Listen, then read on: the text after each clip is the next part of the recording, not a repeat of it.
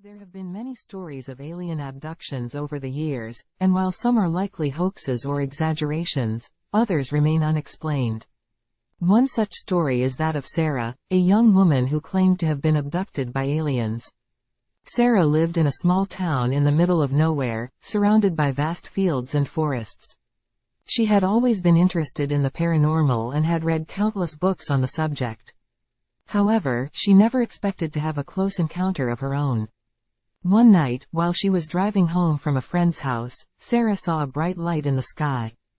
At first, she thought it was a shooting star or a plane, but as she got closer, she realized that it was something else entirely. The light was coming from a large, disc-shaped object hovering in the air.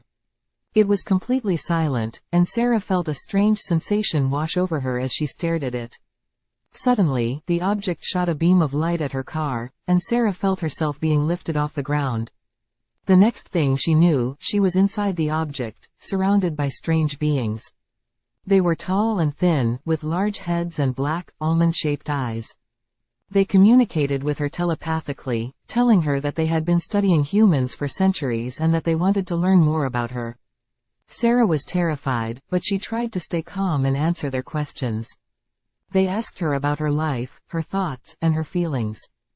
They seemed particularly interested in her emotional state, and she felt like they were trying to understand something about human emotions that they didn't have themselves. After what felt like hours, the beings brought Sarah back to her car and she found herself back on the road. She couldn't believe what had happened to her and was convinced that she had been abducted by aliens. When she told her story to others, most didn't believe her. Some thought she had dreamed the whole thing, while others accused her of making it up for attention. But Sarah knew what she had experienced, and she was forever changed by it. To this day, Sarah still looks up at the stars and wonders if the beings she encountered are still out there, watching and learning from humanity.